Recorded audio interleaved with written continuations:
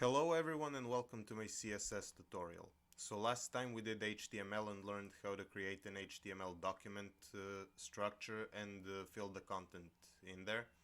Now we will be learning how to make that structure look beautiful and conform to our rules of layout and content distribution along the page. CSS stands for Cascading Style Sheets and is the default language used for styling HTML documents on the web. It encompasses everything from how much space the content should take up to various colors and backgrounds, margins, paddings, transitions, and even full-fledged animations that last a set amount of time. While styling is usually seen as the three-way crossroads.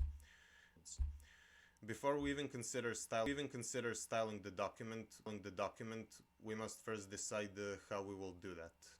There are three different manners of styling the page. For example, coming to the element here and adding a special attribute called style along with some value.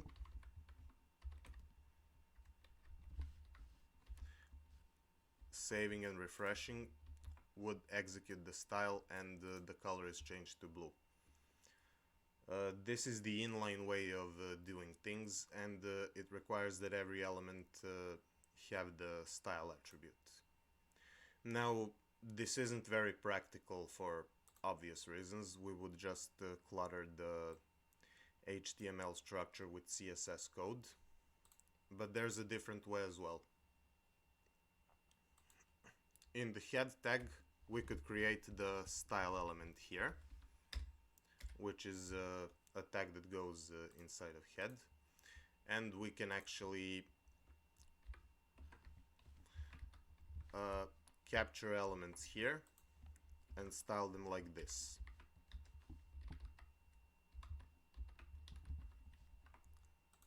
Save and refresh, and here it is. This is the internal way of doing things, still keeping everything within the HTML file, but at least a little bit separated from the main code here. The third way is external, and it requires the creation of a separate file here, which we will do immediately with the CSS extension, and then linking it in the head element, which is done like this.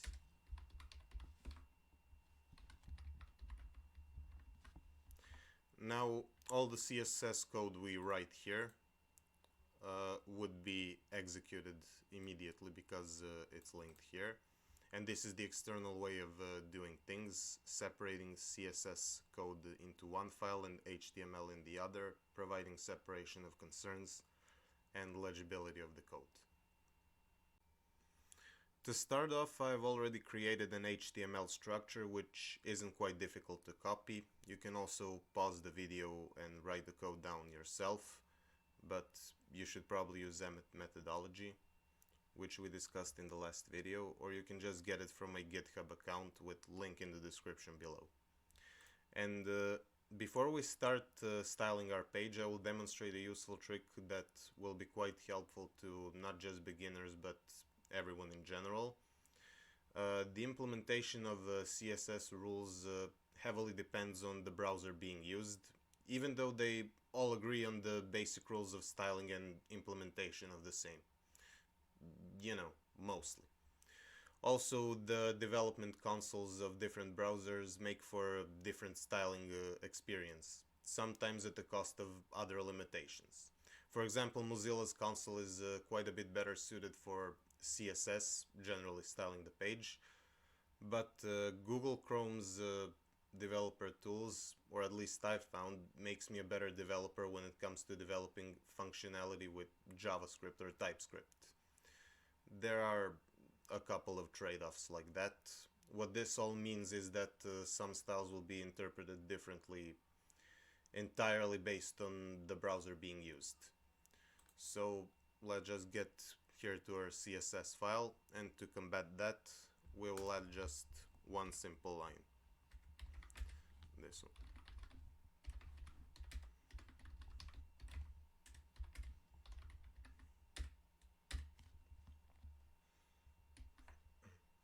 The asterisk symbol simply means to apply the following rules to every single element.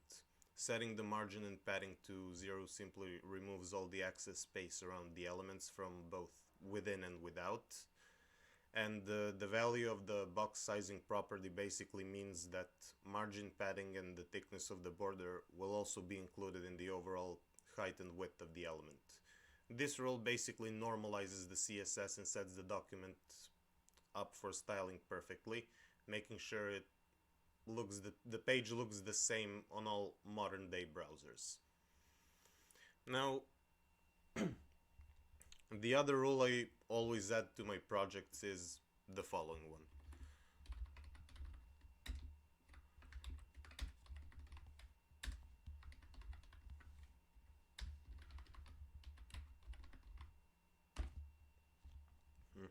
This changes the default styling of a text selection. Currently, if we select some text like this, its color turns to white and the background is this default bluish one. But if we save and refresh this, well, first of all, the asterisk styles will be applied and the excess space removed, but if I select some text now, the color remains black, but the background turns into yellow. As we can see from these two rule sets right here, these few lines, the syntax of a CSS rule is quite simple. First we have the selector here, then we open up the curly braces, and this is where we set the rules. Setting the rule is done by setting a certain property, like background color here, to a certain value, or a certain valid value. And a lot of the things made in Office documents, for example, could easily be recreated on an HTML document as long as the CSS is accurate as well. Now, when it comes to the selectors, we've already talked about some of them in the Emmet video, but overall we can divide the CSS selectors into 5 categories. The first one are the simple selectors, and they're basically either the tag name, class name, or the ID of the elements in question. I've now added 3 more paragraphs in the index.html file here. So I can select them with the p tag selector in CSS, and I could add the color of blue as a rule here, save and refresh, and it would turn these 3 elements into blue. We can also select them by class and ID. For example, these 2 items have a class of item, and the last one has the ID of unique. So just like in Emmet, to select something with the class, we add a point or period before it, and then we type the class name. Open the curly braces and add some new rules. Save and refresh, and these 2 items now have a padding of 10 pixels and are more spaced out. And to select the ID, simply use the hash symbol and the name of the ID.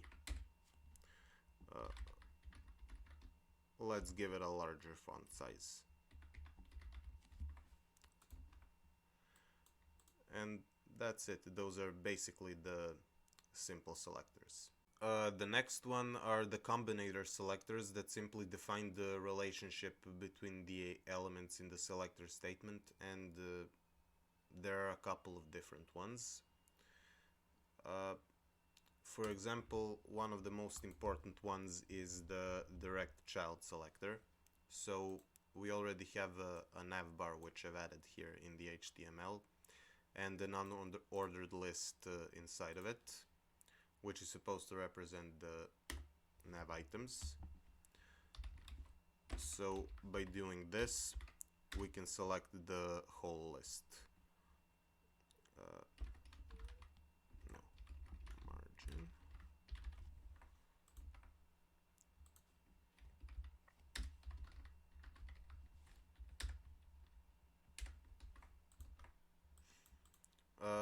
this simply spaces it out from all the other content and removes the bullet points in here. Another one of these selectors is the adjacent sibling selector.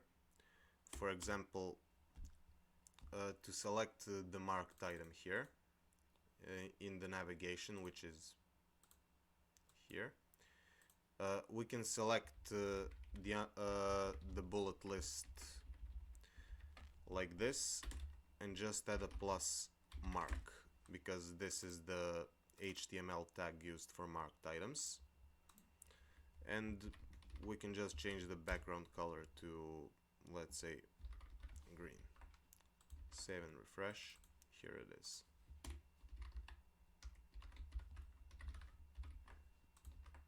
Alright. Another one of these selectors is the general sibling selector, which is the ~1.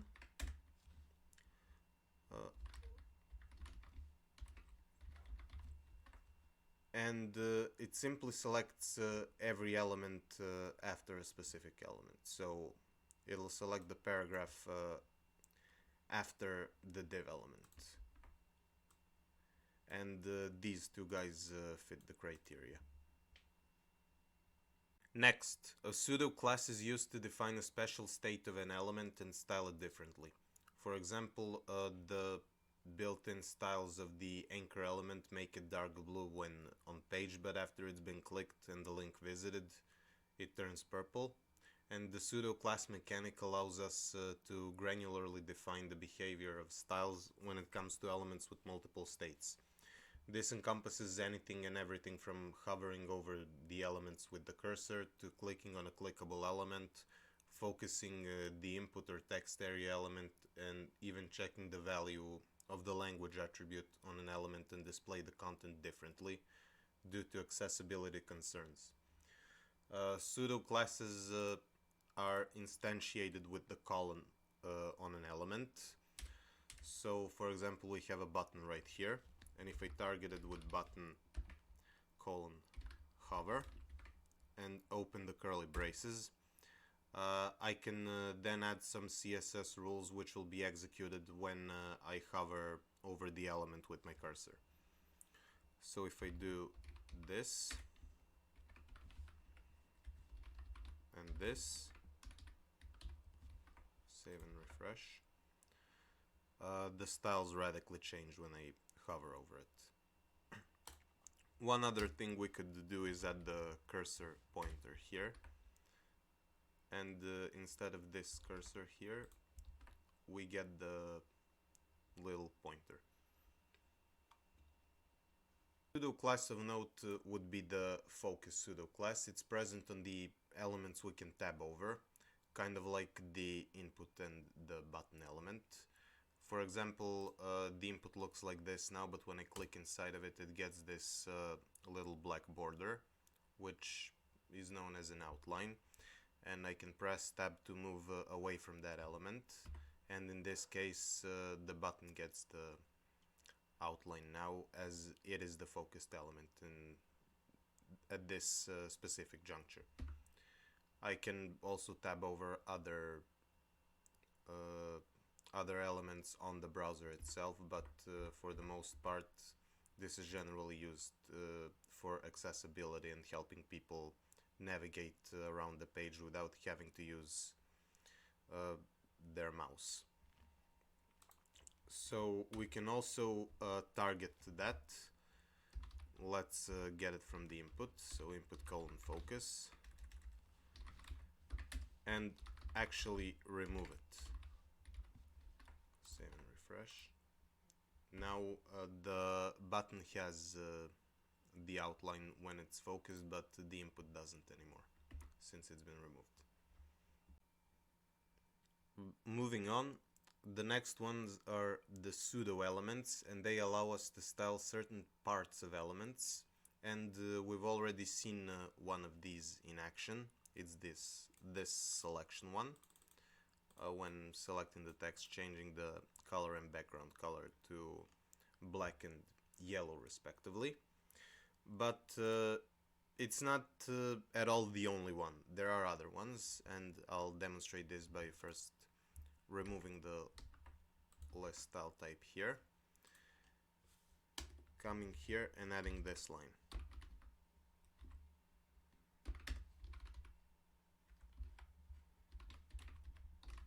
Brown. If I save and refresh, the color of the bullet points will be changed to brown. It's not just that, it'll be used to change the markers of all the elements that are not actually elements themselves. Some extras, kind of like these bullet points here, the numbers in the ordered lists, and stuff like that.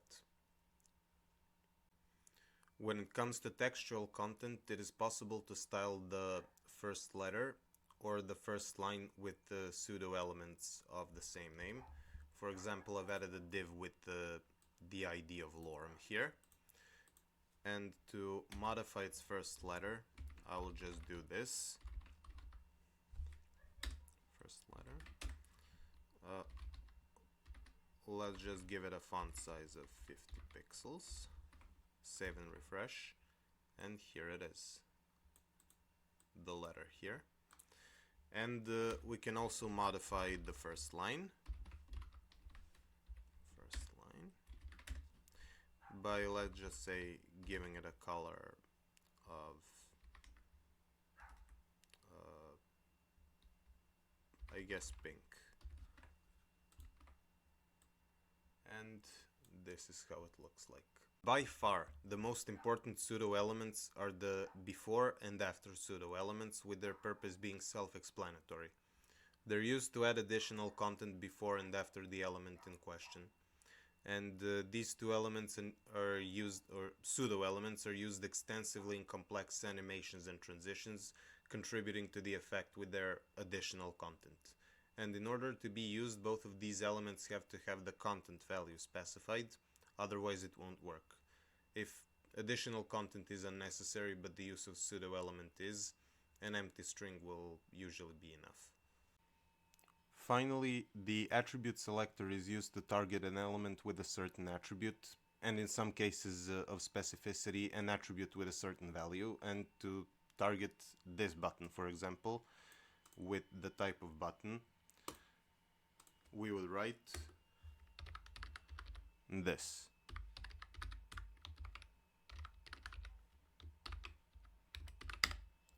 Let's add some styles here.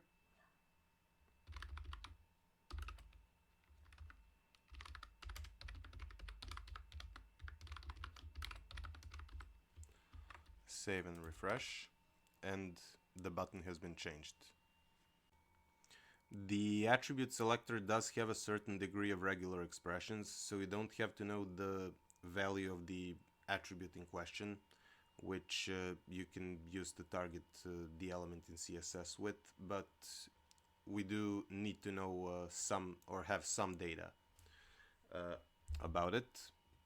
So to demonstrate this, I've changed the HTML structure and just added a couple of elements.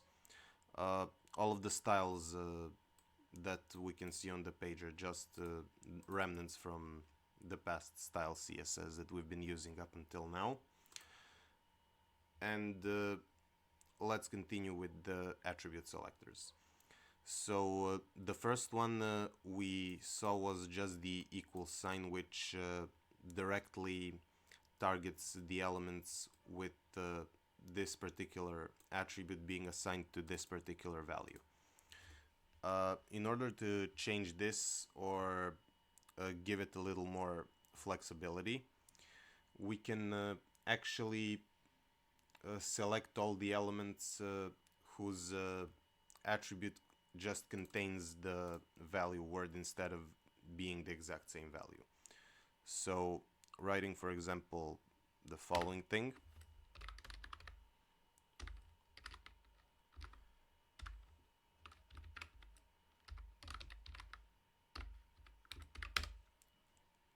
Would select all the buttons which contain the word submit in their title.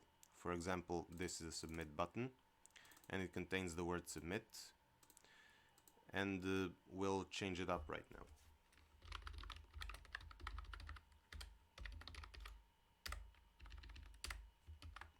Save and refresh, and this is basically what happens.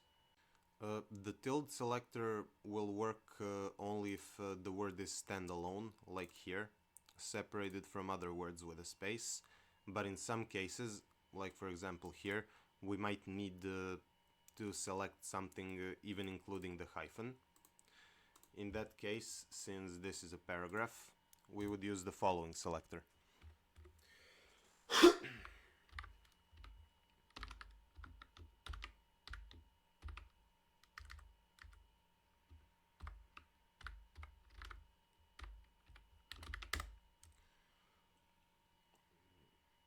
This selector will select all the elements whose title attribute contains the word top separated by a hyphen from the rest of the text in this attribute. If we hover over it, it basically says here that this is the selector.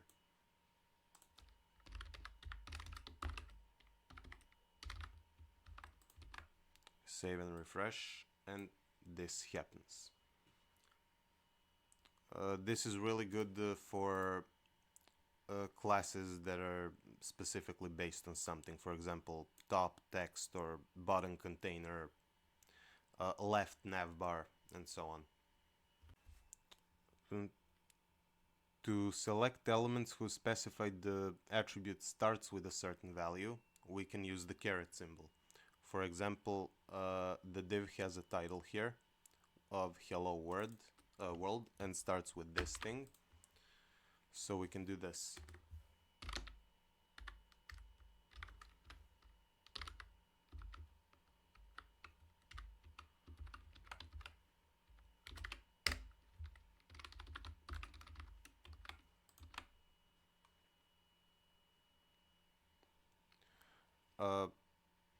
Conversely, if we would like to check whether the attribute value ends with a certain value, we can use the $sign symbol. And for example, both of these divs here end with the word world. So we'll do this.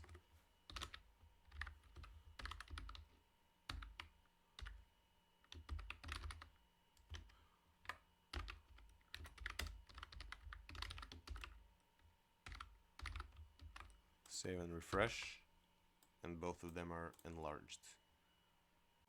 Now that takes care of all the different selectors and their combinations in CSS, but in order to write CSS rules, we must first know what properties exist, as well as which values are exactly valid for all of them.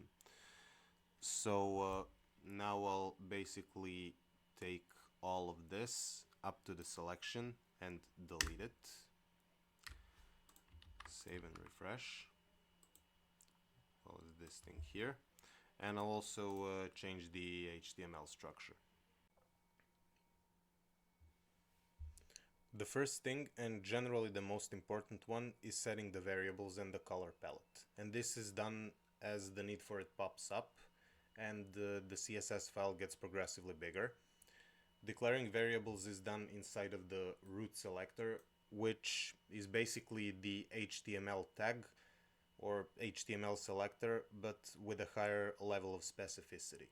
So if there are some values in the HTML selector and the root selector will override everything it has in common with the HTML selector. The variables are declared by prepending the name of the variable with 2 hyphens, and they are accessed by using the variable or var keyword or function, opening the parentheses or regular brackets, and just typing the name of the variable. Now, when it comes to colors, since those are the first variables, they can be defined in 5 different ways, and I've used all of them here. First of all are the levels of red, green and blue colors, or RGB, giving us a completely new color like here. The second one is using the hexadecimal numerical value. For example, this is yellow. We can also use hue, saturation and lightness for our color, and this one would represent some lighter color between white and light gray. We can also use literal words, since some colors have names. For example, writing purple here would absolutely work and give us a completely different value, as it is hard-coded within the CSS as a language. In the end, we have the HWB function, which stands for hue, whiteness and blackness, and this gives us the color of black. We're not just limited to colors as far as the background is concerned, as we can also add background images to our application by using the background image property as well as the URL CSS function, which is over here in the background image variable. And here's the background image line. We can add an image as the background. Of course, sometimes the image will be too large for the document and sometimes too small. Sometimes we would like our background image to repeat, so we can use the background repeat property. It can repeat horizontally, vertically, both ways, or not at all. Since this image is way too large, I've chosen not to repeat at all. And one of the cooler features with using these properties would be parallax scrolling, a technique where the background images move more slowly than the viewport being scrolled, and thus giving a deeper feeling to the page. This is where the background attachment property comes in, and setting it to fixed would simply mean that the background image wouldn't scroll, but the text would. And I'll demonstrate this right here. If we scroll like this, and by removing this, everything scrolls together.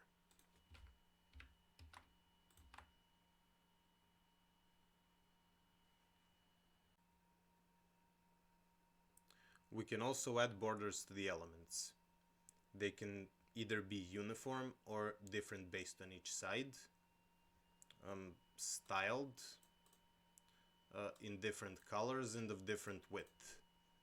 Now I've written it like this for the top one, but we can actually use the shorthand of border dash side, or just border, like here, if we want border on all sides, and specify everything there, like the width, the style, and then the color.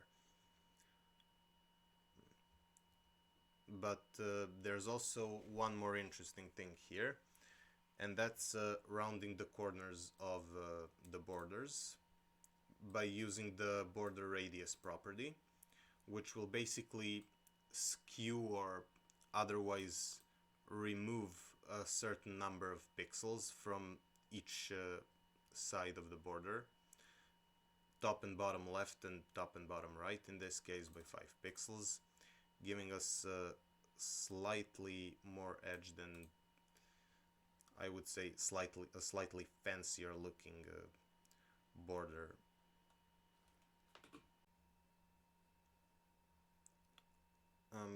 After that, we can also space the element away from other elements by using one of two different properties, the margin or the padding.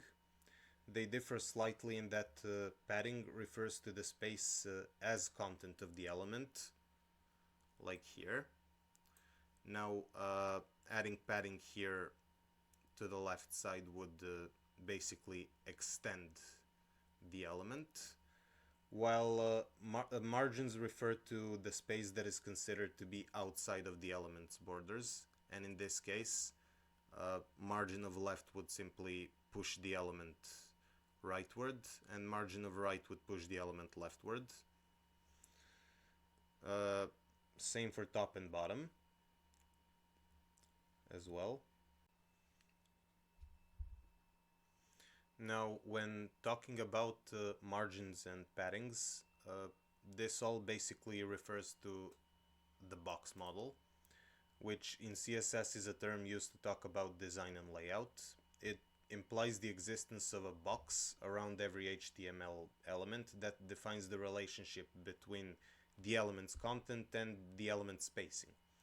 Inside of the element is the content, first and foremost. The next layer is padding, after which comes the border, and then margins on the outside.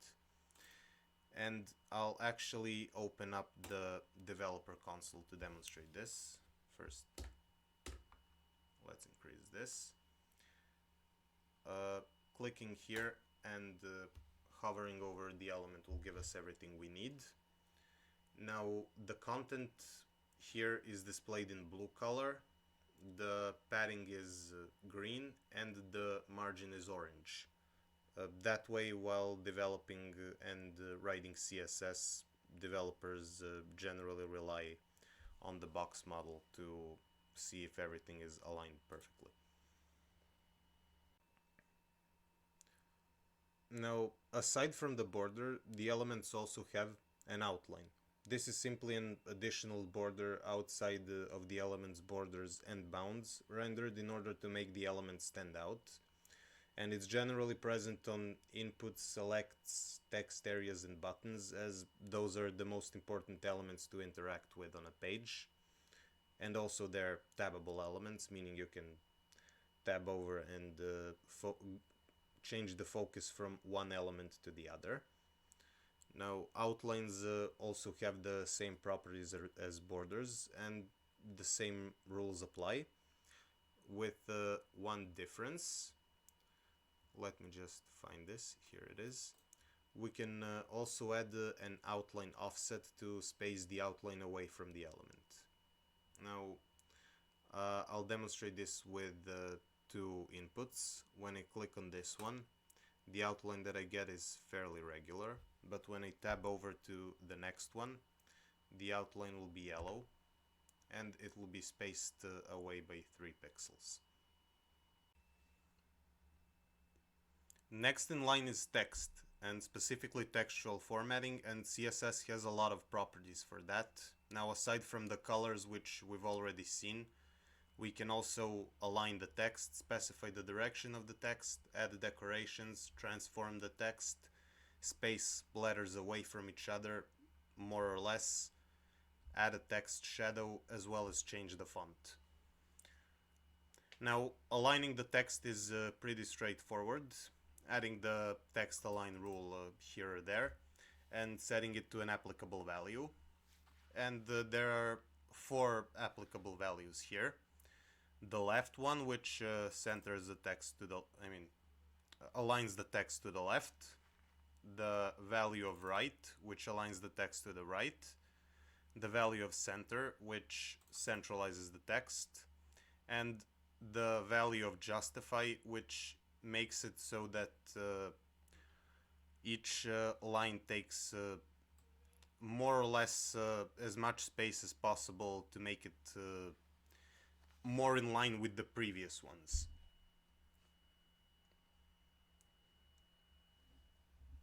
Aside from that, there is also direction or orientation of the text, which is also pretty straightforward. There are 2 ways of orientation. For example, this random text in English is horizontal text, and this random Japanese text is vertical.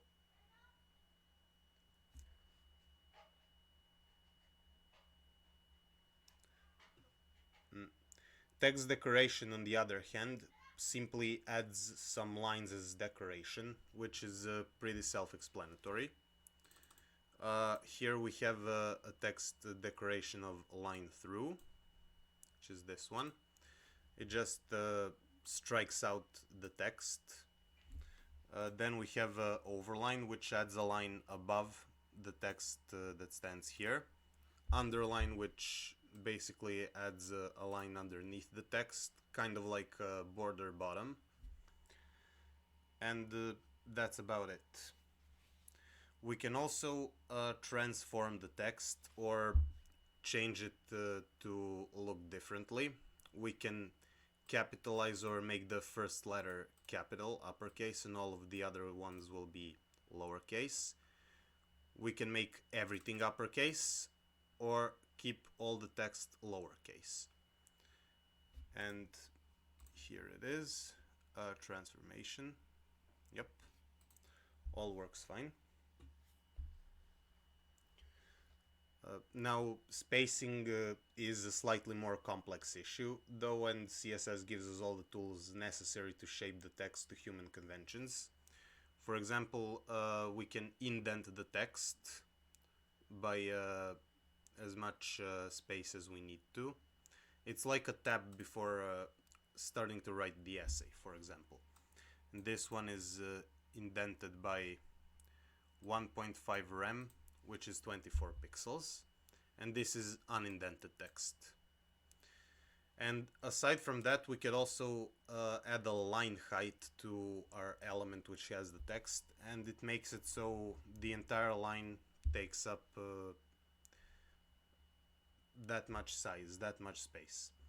For example, if we select this text, which has a line height of 2.1 rem, it selects not just the text but the whole line, which is quite a bit larger than the previous ones, like this one, for example. And we can also add text shadows to our text to make it stand out just a little bit more. You can actually take a look at this line here, add this to your projects and practice with it and see which results you get. But in this case, I gave it a little bit of a bold look by just spacing the text by 1 pixel from the left and towards the bottom. When it comes to fonts, there are 5 different types, each of which are here.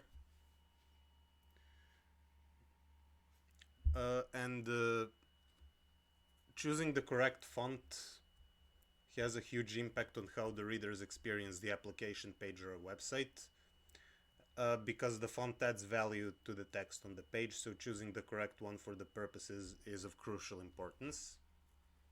Now, the serif fonts give off a more elegant and formal look. The sans serifs are perceived as more modern and minimalistic, and in my opinion, they're the best ones to use on a web page. The monospace fonts achieve more of a mechanical and technical look, and it's also one of the fonts used in, for example, text editors like VS Code. Cursive cursive fonts exist to imitate human writing, and fantasy fonts are simply decorative and playful. CSS allows the developer to change the default font of the project or certain elements within it by using the font family property. Now, I've only put a single property here, but adding a comma and specifying something else is generally a good practice, and the other value specified here should be a fallback font, the one that should be used in case the first one doesn't exist on the machine, but serifs are basically hard-coded everywhere, so they exist and nothing will change here.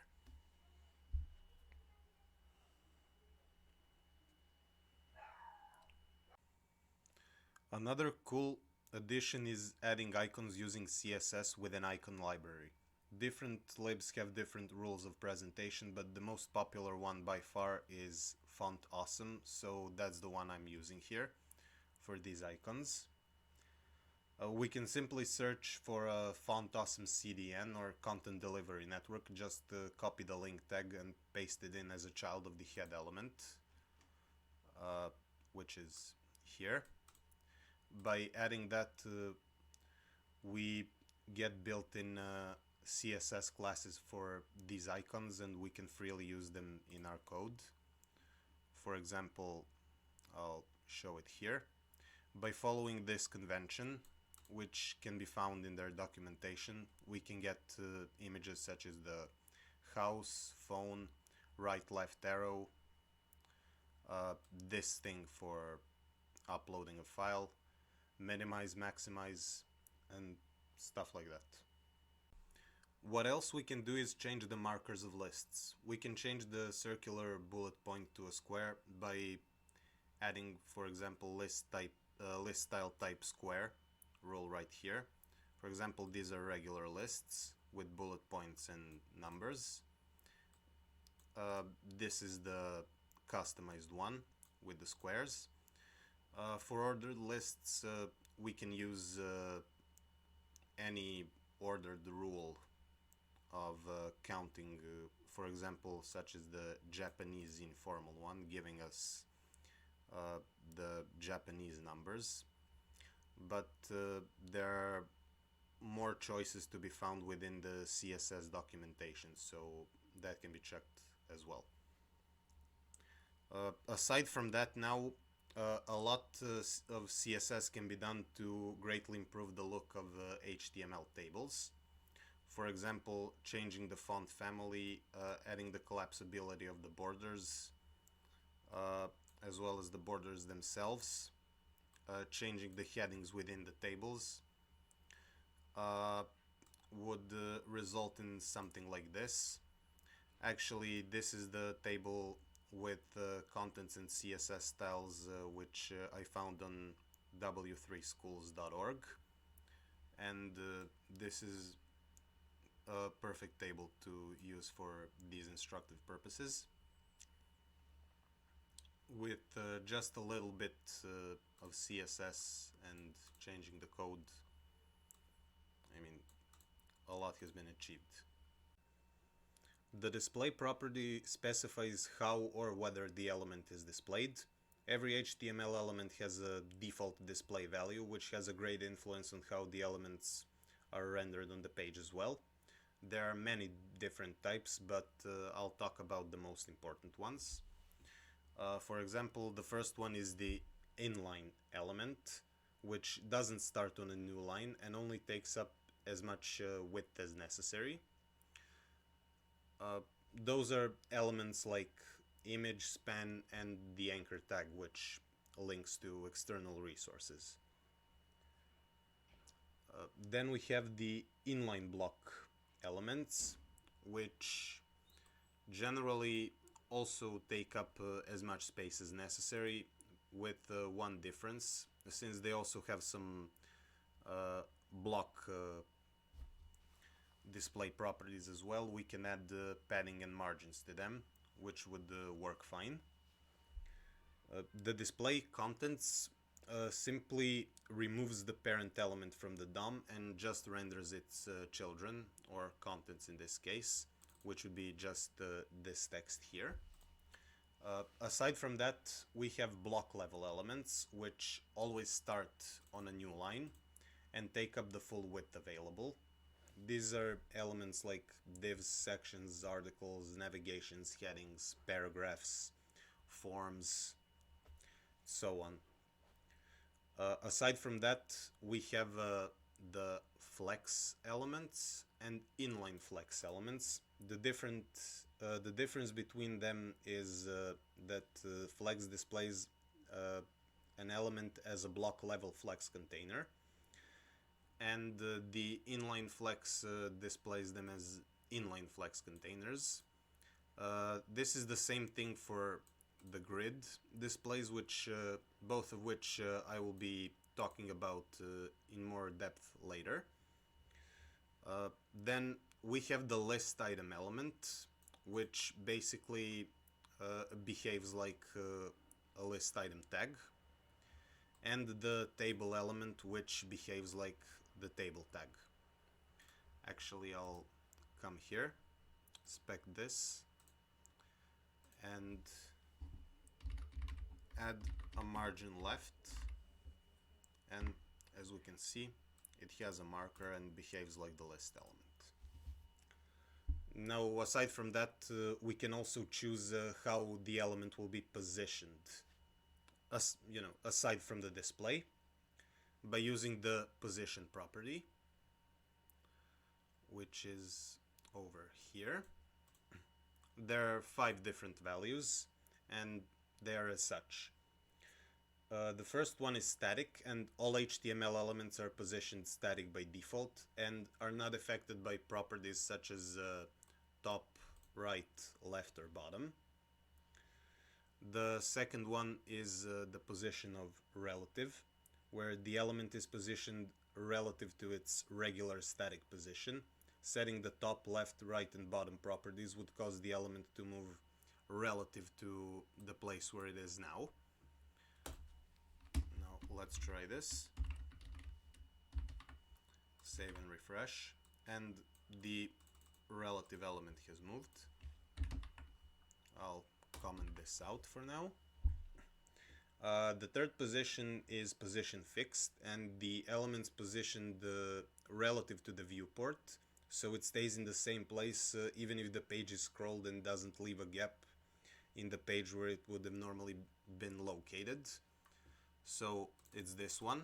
For example, if I scroll up, and no matter how much I scroll up or down, the element is literally fixed on the bottom right. The next one would be position of absolute, where the element is positioned relative to its closest ancestor or parent element with a position other than static. Like, in case there are no elements above it that satisfy this criterion, the body element will be used, and absolute elements are removed from the flow and they can overlap with other elements, kind of like this fixed one here, which is now colliding with the absolute. And the last one is sticky, which are elements positioned based on the user's scroll position, and its value toggles between relative and fixed. It's quite an experimental feature, and it might not always work on every browser. There are a lot of cases where elements overlap after one has been given the positional value of absolute, and this by itself would render the page unusable. So to fix that, in some cases we can use the z-index property. That specifies the stack order of an element, kind of like layers in Photoshop. An element can have a positive or negative stack order, and it influences which content will be given precedence when reading. For example, if I come over here, z index, save and refresh, it should be above the fixed one. The overflow property controls what happens to content that is too big to fit into a certain area. The overflow property specifies whether to clip the content or to add scroll bars when the content of an element is too large. The overflow property can have the following values. The visible one, which is the default. The overflow is not clipped and the content renders outside the elements box. Then the hidden one. The overflow is clipped and the rest of the content will be invisible. The scroll value, which is the overflow being clipped and the scroll bar is added to see the rest of the content. And the automatic one, which is the one we're using instead of scroll. It's similar to scroll but only adds scroll bars when necessary. For example, this is the scroll bar for this one. The opacity property specifies the transparency of an element. It can take a value from 0 to 1, and the lower the value is, the more transparent the content of the element is as well. For example, if I make this to 5, save, it'll be even more transparent. I'll return this. Now, for a lot of the properties we've done up until now, we generally require the quantifiable value measured in units. CSS has several different units for expressing length, and length is a number followed by a unit. For example, like 10 pixels or 1 centimeter or 50 millimeters. There are two different types of units, absolute and relative ones. Absolute length units are fixed, and the length expressed with them will always appear as exactly that size. The only one that's worthwhile using nowadays is the pixel or px unit, and it's this one right here, really small. I've never seen any other absolute units used in CSS code ever. For example, like inches, centimeters, or millimeters. But on the other side, there are relative length units, which specify a length relative to another length property, and they scale better than absolute units on different rendering media. For example, some content will look different on a laptop than a desktop computer, than a phone or a tablet. And the most important ones are the EM value, EM unit, this one. That's relative to the font size of the current element, as we can see here. I set the font size to 20 pixels, and this is 20 times 20. We also have the REM, which is relative to the font size of the root element, which is the HTML element. Now, the default font size of the root element is by default 16 pixels. So adding font size of 20 pixels here wouldn't basically do anything, because we're not changing the font size of the root element. We also have the VH and VW units, which are basically 1% of the viewport's height and width respectively, as well as the percentage value here, which is relative to that many percent of the size of its parent element. We can also specify smooth transitions between two or more colors, which are called gradients, like here. And there are three distinct types. The linear gradient, which follows the up, down, left, right, or diagonal angles. The radial gradient, which is defined by their center.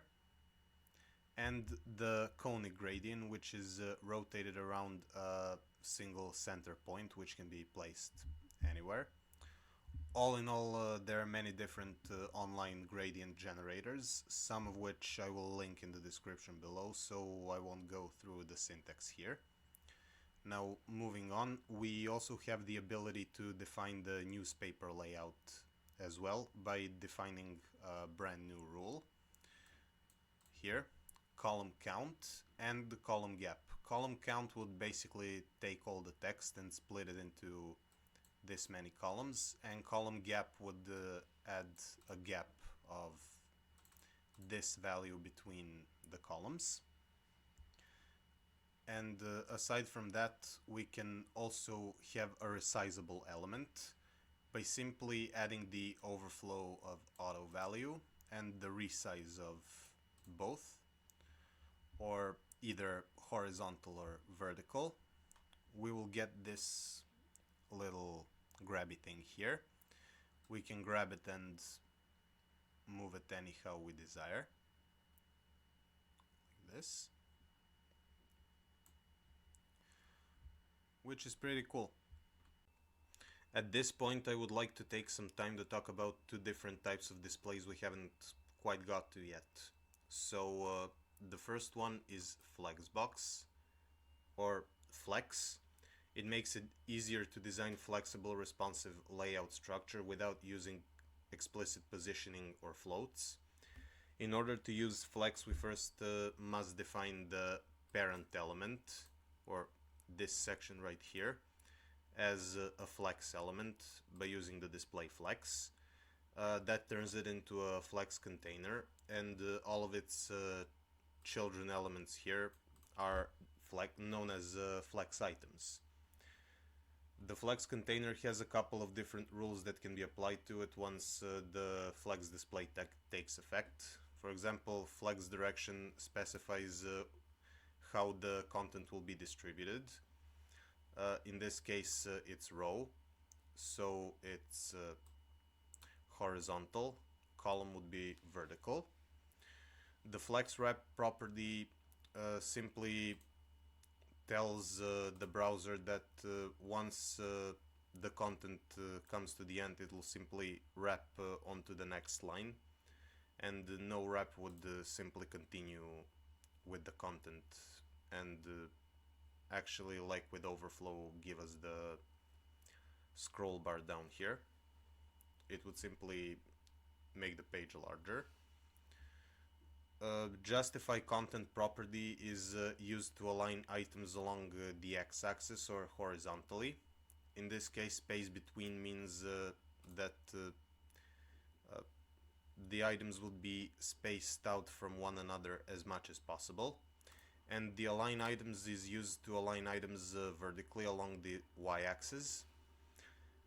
And in this case, it simply means bring it towards the end or the bottom of the element. In this case, the items and the elements have the same height, so nothing would happen. And the gap property simply tells us, tells the browser how much space to leave between the elements. And this is a better solution than using margins or padding for flex, because this is actually built in and synergizes quite well with it. Now that covers the flex container, but the flex items themselves have a few of their own props. For example, I'll switch to HTML here.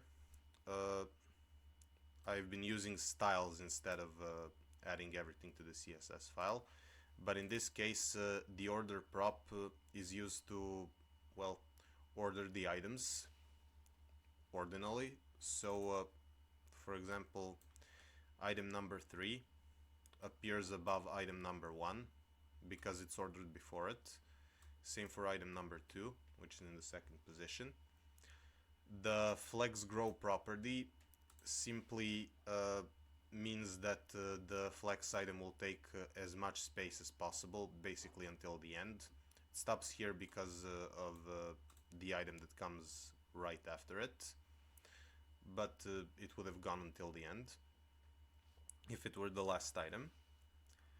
The flex shrink property on item number 3 simply makes the element as small as possible. For example, if it were large and had a fixed width, this would make it so that the flex item only contains the content and nothing else. I mean that size.